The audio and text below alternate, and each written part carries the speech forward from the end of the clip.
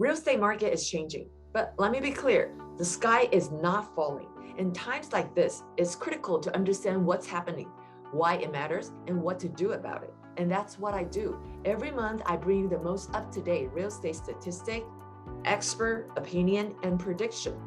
Today, this episode, we'll be looking at June Irvine Great Park numbers.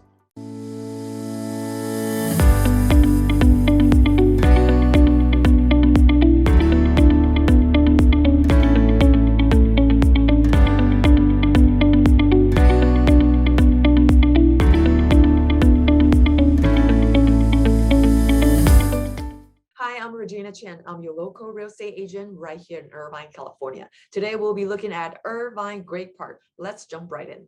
Here we are, we're looking at June Great Park single family home segment. The average sales price is 2.791, close to 2.8 million.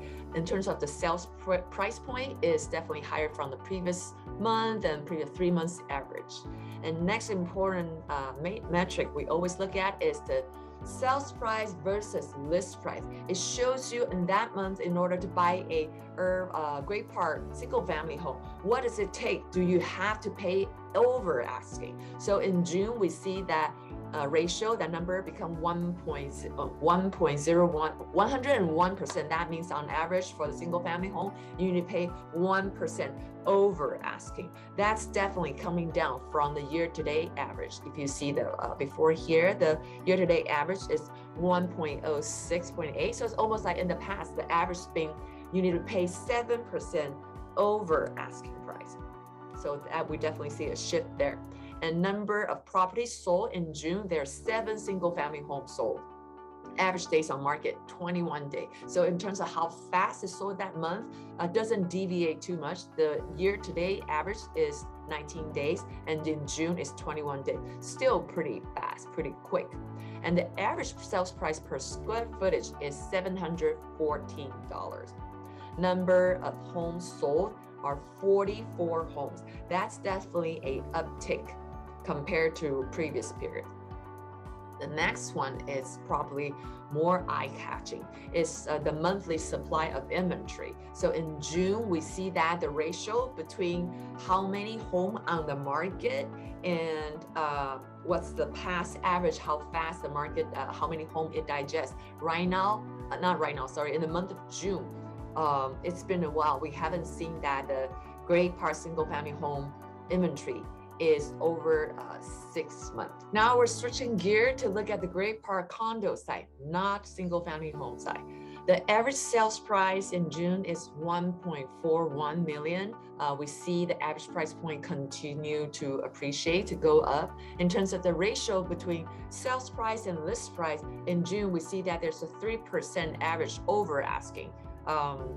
So in June, for the condo side, we definitely still see the over asking, but in terms of spread, the difference between sales price and list price seems to compress a bit, because the average year to date, the past 6 months average is around 5% over asking price.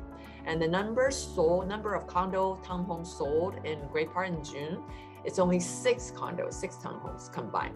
Average days on market is 30 days. So we do see that number goes up too. It takes up from year-to-date average 23 days. Now it takes not now in June, that's takes 1 week longer to get it sold.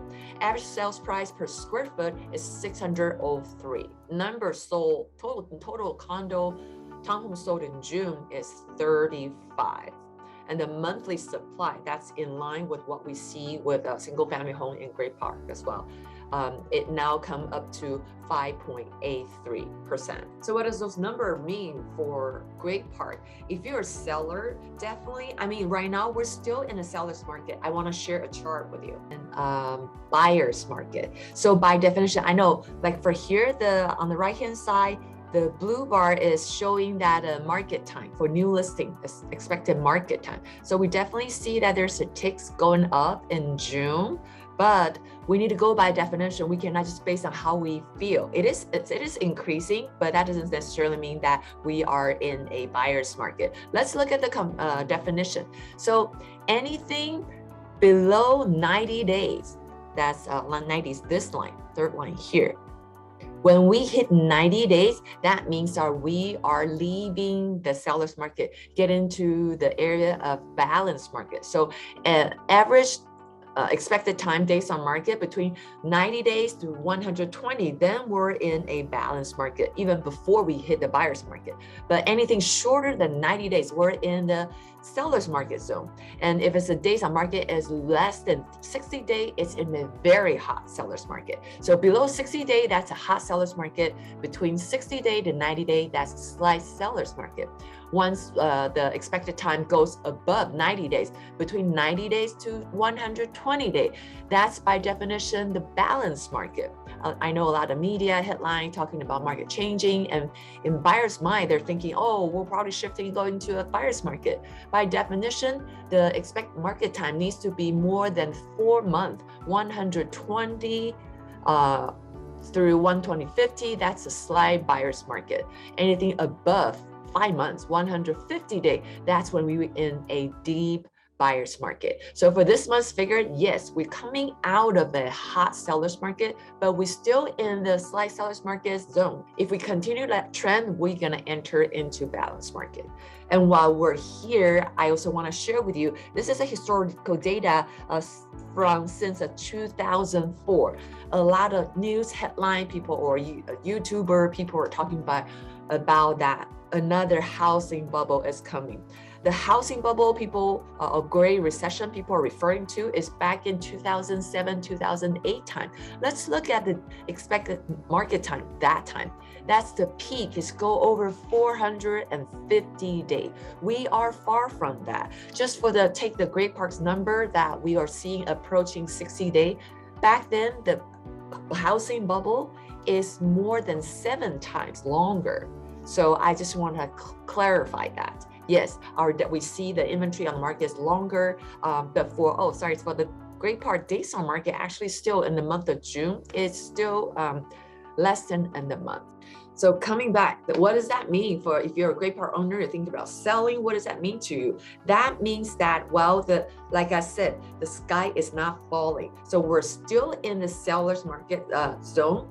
So your home will sell, but it doesn't, the market is not the same like before. You can just throw it on the market without proper professional staging, cleaning, make it look pretty attractive. So a buyer needs to feel emotional. They really fall in love with it. And you need to price it right.